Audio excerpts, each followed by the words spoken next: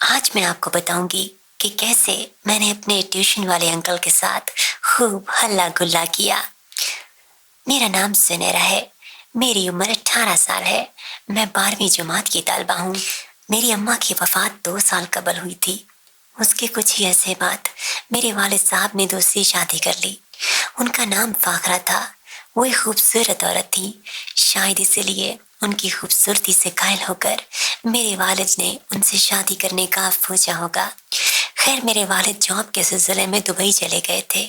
میری سوتیلی ماں میرا بہت خیال رکھتی تھی اور مجھ پر بالکل بھی سختی نہیں کرتی تھی، بلکہ ہر وقت مجھے ماڈرن اور فیشنی کپڑے پہننے کا کہتی اور میرا میک اپ بھی کر دیتی۔ انہیں جس طرح خود حسیناؤں کی طرح بن سور کر رہنا پسند تھا، وہ مجھے بھی اسی طرح چمکا دمکا کر رکھتی۔ میں بھی انہیں ممی کہہ کر بلاتی تھی۔ میں پڑھائی میں تھوڑا کمزور تھی، سو ممی نے مجھے ٹیوشن لگوا دی تھی۔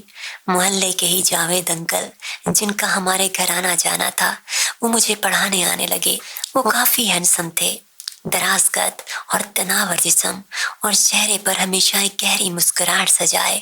وہ جب آتے تو ممی ان کے آگے پیچھے ہی گھومتی رہتی اور ان کی خوب خاطر ممی سے بہت فرینک ہو کر بات کرتے تھے۔ میں اس سب کو یہ سوچ کر اگنور کر دیتی کہ ممی بہت ماڈرن ہے، شاید اس لیے ماڈرن لوگوں کے لیے دوسرے مردوں سے فرینک ہو کر بات کرنا کوئی اتنی انوکھی بات نہیں ہوتی۔ اور ممی تو اپنے دوستوں کی نائٹ پارٹیز میں ڈانس کرنے بھی جاتی تھی۔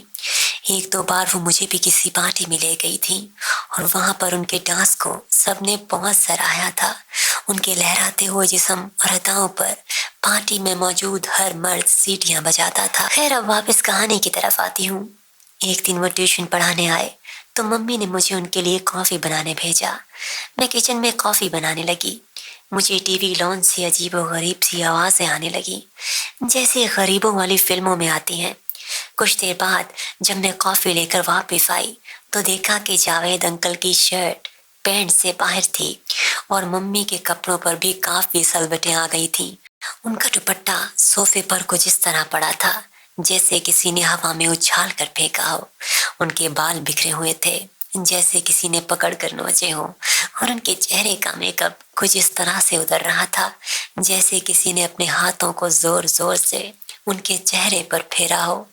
ان کی لپسٹک بھی ان کے ہونٹوں سے اتر کر کوئی اور زاویہ بناتے ہوئے ان کے چہرے کو داغدار بنا رہی تھی، اور جس کے کچھ داغ جاوید انکل کی شرٹ اور چہرے پر ثبت ہو کر وہ داستان سنانے رہے تھے جو چند لمحات پہلے یہاں رقم ہوئی۔ میں جو ہی کمرے میں داخل ہوئی، ممی سہم گئی۔ انہوں نے اپنا دوپٹہ اٹھایا اور تیزی سے کمرے سے باہر نکل گئی۔ جاوید انکل بھی منہ چھپاتے ہوئے واش روم کی جانب چل دیے۔ انجانے میں میری نظر ان کی پینٹ کی جانب گئی تو مجھے وہاں کچھ ابھار سا نظر آیا جس کو ناکامی سے چھپاتے ہوئے وہ واش روم کی جانب بڑھ رہے تھے۔ خیر کچھ دیر بعد وہ واپس آ گئے۔ میں ٹی وی لانچ میں کوئی کتاب کھولے بیٹھی تھی، مگر میرا دماغ اب بھی یہ سمجھنے سے قاصر تھا کہ آخر یہاں ہو کیا رہا ہے۔ انہوں نے آتے ہی مجھ سے کہا، زینو کل میں نے یاد کرنے کے لیے جو سوالات دیے تھے وہ جلدی سے تیار کرو اور مجھے سناؤ۔ میں نے ایک ترچھی نگاہ ان پر ڈالی۔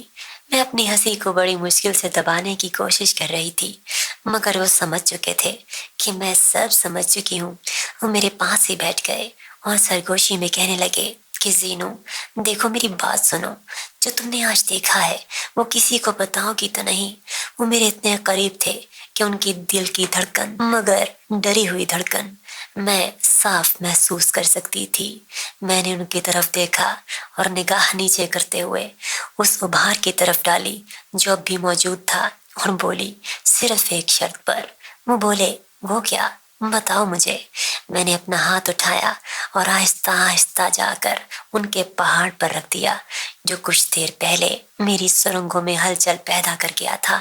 وہ پہاڑ جس کی سیر پر جانا ہر جوان لڑکی کا خواب ہوتا ہے اور جس کی سیر کرنا ہر عورت کی منزل۔ میں بھی اس پہاڑ کی وسعت سے آگاہ ہو چکی تھی۔ میں جانتی تھی کہ سر جاوید بھی یہی چاہتے ہیں، کیونکہ کئی بار مجھے پڑھاتے ہوئے وہ بہانے بہانے سے مجھے چھوتے تھے اور میرا ہاتھ بھی دباتے تھے۔ میں نے پہاڑ کی سیر کرنے کی خواہش کا اظہار کر دیا तो सर तो ऐसे खुश हो गए जैसे मैंने उनकी दिल की बात कर दी हो। वो मेरी जवानी पर टूट पड़े, किताबें उस जोश में धड़ाम हो गईं, फलसफे हवा में बिखर गए और शर्म हया के तमाम पर्दे हम दोनों के वजूद से सिरकने लगे। और देखते ही देखते वो मेरी गहराइयों में उतरते चले गए और मैंने अपनी आंखें बंद कर ली और उन लम्हात को महसूस करने लगी जो शायद मेरी जिंदगी के सबसे खूबसूरत लम्हात थे। तो दोस्तों, कैसी लगी आपको मेरी आज की कहानी? उम्मीद करती हूँ आपको ये कहानी पसंद आई होगी। मिलते हैं अगली कहानी के साथ, तब तक के लिए बाय बाय।